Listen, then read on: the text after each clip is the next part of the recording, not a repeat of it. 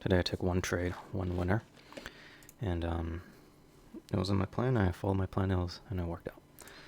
So going into today, it was an overlapping lower relationship on TPO, but these were, the CPR was pretty much unchanged, and cams were an inside relationship, so thought there could be a potential of a breakout day, especially because it was opening outside of H3L3 area. And then there were high volume node ledges here, where overnight it was kind of bouncing around this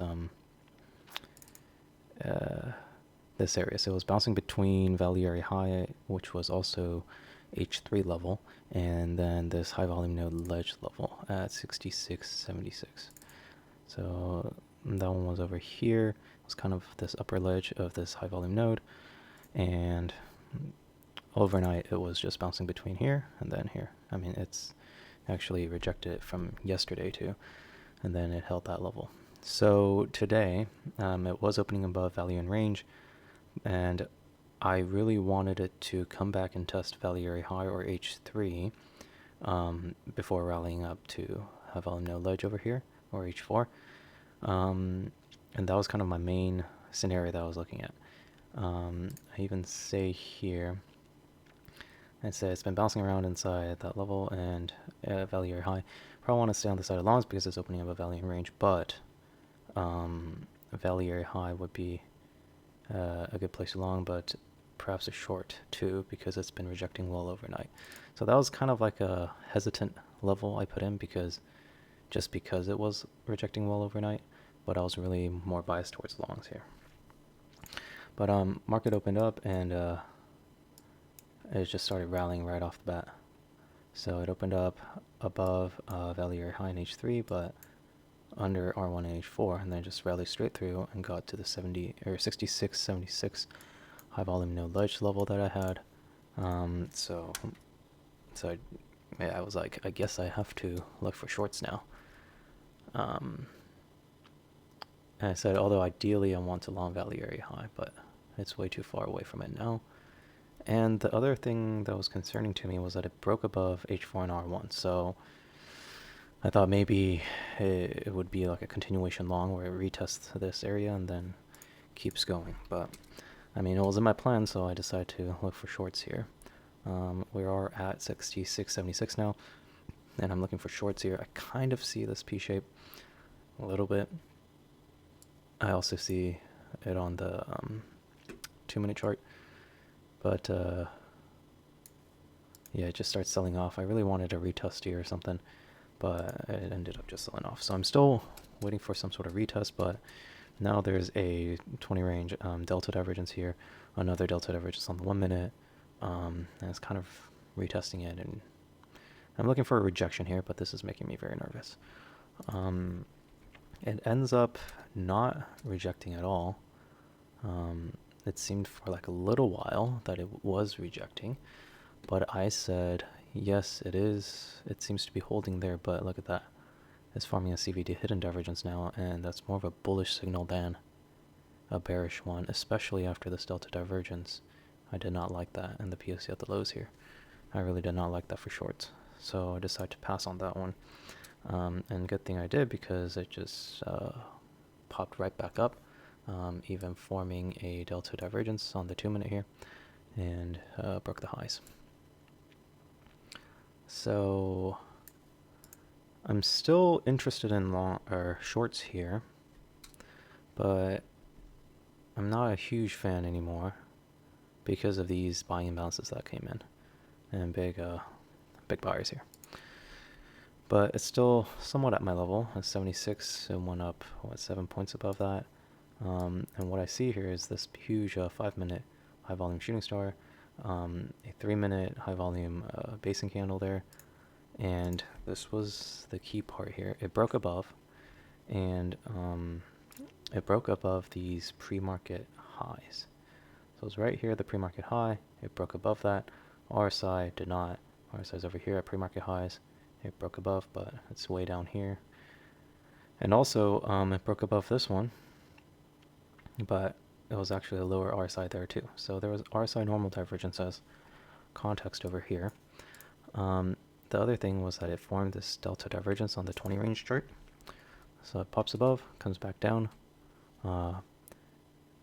forms a POC at the highs over here, and then delta divergence at a 20 range chart. So it comes back up here, and this is the interesting part. So if you look at the CVD, it's just hanging out over here, but about right here, bunch of bars come in, but candle closes negative still. So one more time, a bunch of bars come in, boom, you see the delta go up here, and delta go up here, but candle is still red. So this 6680 level is some sort of absorption level here, which creates this CVD hidden divergence here, where it broke the highs but price didn't, and then 1 minute delta divergence there, and 20 range delta divergence there too. So it retested, and then came back down, and then there was another test back up here. So it goes back into the 6680, this high delta level, forms another higher high, but price doesn't, and then rejects pretty quickly. So I enter with one contract here. Actually, this 2 minute chart also was forming a delta divergence here. So I take it short with one contract here with a stop above the highs. This was also a P shape here. So that I had that working for me. So P shape, delta divergence 20 range, delta divergence 1 minute, CVD hidden divergence here, a retest, reject, and second retest and reject, and also the context of this RSI divergence here.